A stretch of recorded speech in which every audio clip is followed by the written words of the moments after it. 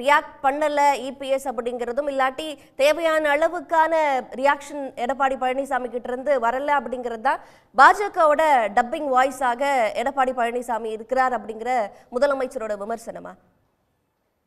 முதலமைச்சருடைய விமர்சனம் சரியானதுதான் அப்படிங்கிற மாதிரி எண்ணம் தான் எனக்கும் வருகிறது. ஏன்னா ஒன்றியத்தில் இருக்கிறது பாரதிய ஜனதா கட்சியினுடைய ஆட்சி, மாநிலத்தில் திமுக ஆட்சி. திமுகவையும் எதிர்க்கிறோம், பாஜகவையும் எதிர்க்கிறோம். பாஜகவோடு நாங்கள் கூட்டணியில் இல்லை அப்படின்னு ரொம்ப வலிமையாக நண்பர் அக்னீஸ்வரன் மாதிரியான வழக்கறிஞர்கள் சொல்றாங்க, அதிமுகவை சேர்ந்தவர்களும் சொல்றாங்க.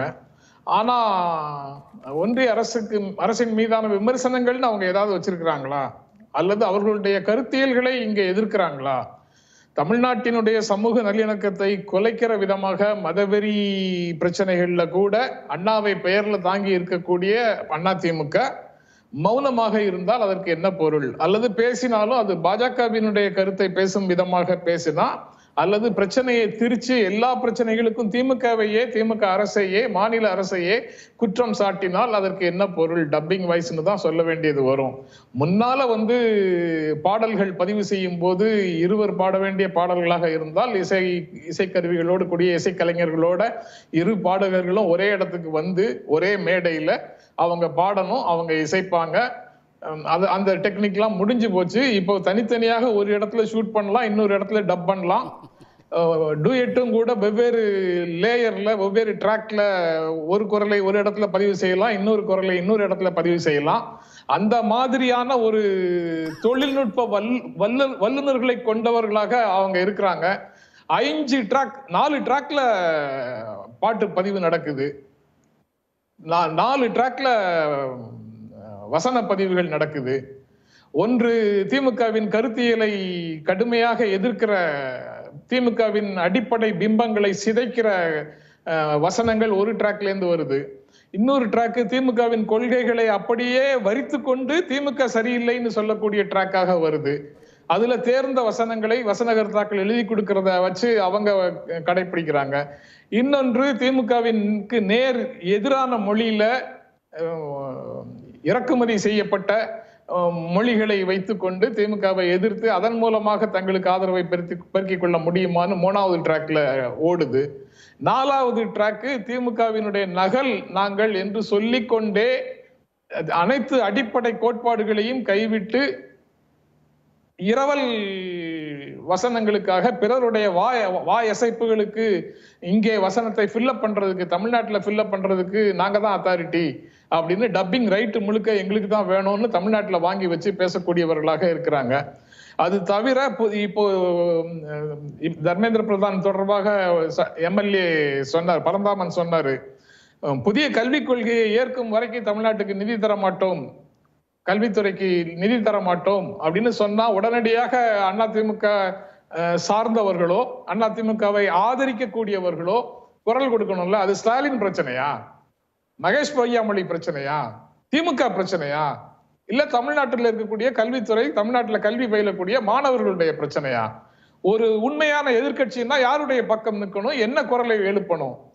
அது எதையுமே செய்யாம நீங்க தோத்து போயிட்டீங்கன்னு ஆளும் கட்சி நிர்வாகத்தை ஏற்றுக்கொண்டவர்களை குறை சொன்னா அந்த குரலை எப்படி மதிப்பிடுவது?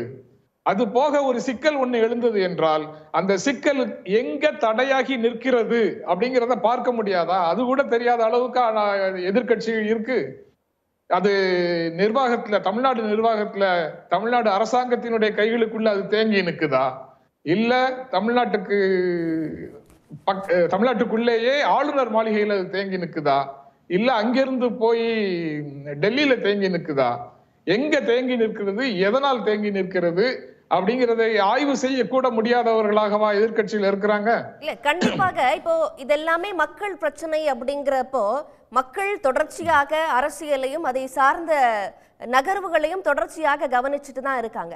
அப்போ பிஜேபிய ஏன் அதிமுக விமர்சிக்க தயங்குது? அதுல என்ன அரசியல் லாப கணக்கு அவருக்கு இருக்கு? கூட்டணி அப்படிங்கிறது இல்ல அப்படிங்கறது அவர் தொடர்ச்சியாக சொல்லிட்டே வராரு. அப்போ அவருக்கு என்ன அரசியல் லாபம் இருக்கு இதுக்குள்ள?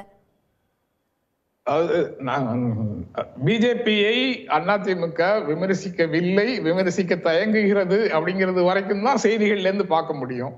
அது ஏன் தயங்குகிறது அப்படிங்கிறதுக்கான காரணம் சொல்லணும்னா அது அதிமுக உள்ளவங்க தான் சொல்ல முடியும். அல்லது நாம இதாக இருக்கலாம் அதாக இருக்கலாம்னு தான் சொல்ல வேண்டியது இருக்கும். வெள்ள நிவாரணம் கேட்டோம், கொடுக்கல. அதாவது வெள்ள நிவாரணம் கேட்டோம், தரப்படவில்லை. புதிய திட்டங்களுக்கு நிதி கேட்டோம், கதவுகளை தட்டினோம், கதவுகள் திறக்கப்படவில்லை.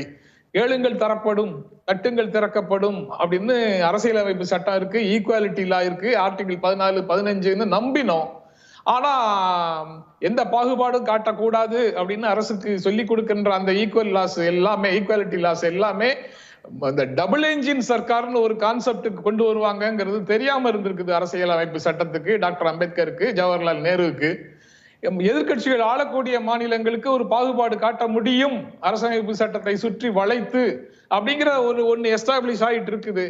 ஆண்டா நடிமை மேலோர் கீழோர் எல்லாம் கிடையாதுன்னு பார்த்தா மாற்று கட்சி ஆளும் மாநிலங்கள்னு ஒரு புதிதாக ஒரு தீண்டத்தகாத ஒரு மாநிலங்களை ஒரு புதிய கேட்டகரியாக உருவாக்கி நிர்வாகத்துல வச்சிருக்கிறாங்கிறத பார்க்க முடியுது. இந்த மாதிரி சூழல்ல எளியவர்களின் குரலாக ஒலிக்க வேண்டிய அதிமுக என்ன பேசுது? திமுக 40 MP வச்சிருக்குல்ல, திமுகவுக்கு மெஜாரிட்டி இருக்குல்ல, இந்த பிரச்சனையெல்லாம் நீங்க ஏன் சாதிக்கல அப்படின்னு கேட்கறதுக்கு என்ன பொருள்? அவர்களுக்கு ஒன்று பிரச்சனைகளினுடைய அடிப்படை புரியவில்லை. இன்னும் இல்லை என்றால் தமிழ்நாடு எக்கேடுகிட்டு போனாலும் பரவாயில்லை, அரசியல் ஆதாயம் அடைவதன் மூலமாக திமுகவை ஆட்சியில் இருந்து இறக்க வேண்டும்ங்கிற ஒரு தீராத பதவி வெறி காரணமாக இருக்க முடியும். இந்த இரண்டும் தான் பிரச்சனையாக இருக்குது. ஒவ்வொருவரையும் இந்த ரூமியோட கோட் ஒண்ணு நினைவுக்கு வருது. ரூமியோட கோட் ஒண்ணு, சிறகுகளோடு பிறந்திருக்கும் நீ ஏன் இன்னும் தவழ்ந்து கொண்டிருக்கிறாய் அப்படின்னு ரூமி ஒரு கோட் சொல்றாரு. மாநிலங்களுக்கு அதிக அதிகாரம் இருக்குன்னு நம்புறோம், சிறகுகள் இருக்குன்னு நம்புறோம்.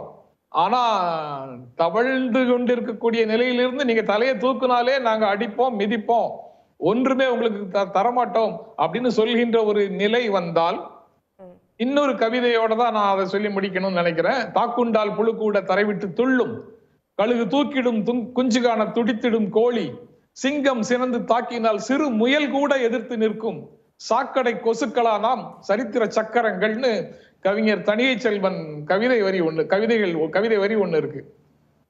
இங்க திமுக இப்போதே நிர்வாக ரீதியான முறைகளை, நீதிமன்றம் சார்ந்த முறைகளை எல்லாம் முட்டி மோதி பார்த்துட்டு மக்களிடம் போயிடுச்சு.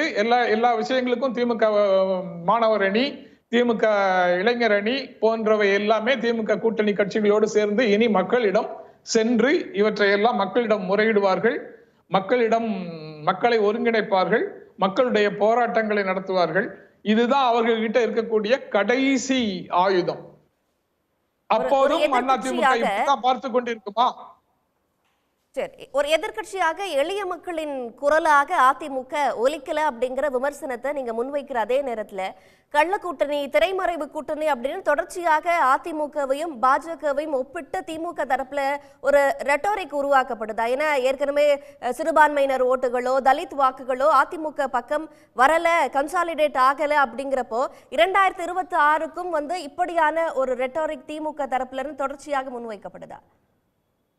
அதாவது திமுக கிட்ட இருந்தும் தள்ளி நிற்கிறோம், எதிர்க்கிறோம், திமுகவையும் எதிர்க்கிறோம், பாஜகவையும் எதிர்க்கிறோம் என்று சொல்லக்கூடியவர்கள் கடந்த காலத்துல இருந்திருக்கிறாங்க. திமுகவையும் காங்கிரஸையும் சமமாக பார்க்கிறோம்னு சொல்லி விலகி இருக்கக்கூடியவங்க இருந்திருக்கிறாங்க. தோழர் கனகராஜ் மாதிரியான அவங்களுடைய கட்சி உட்பட பல கட்சிகள் விலகி நின்றுக்குது சமதூரம்னு சொல்லி.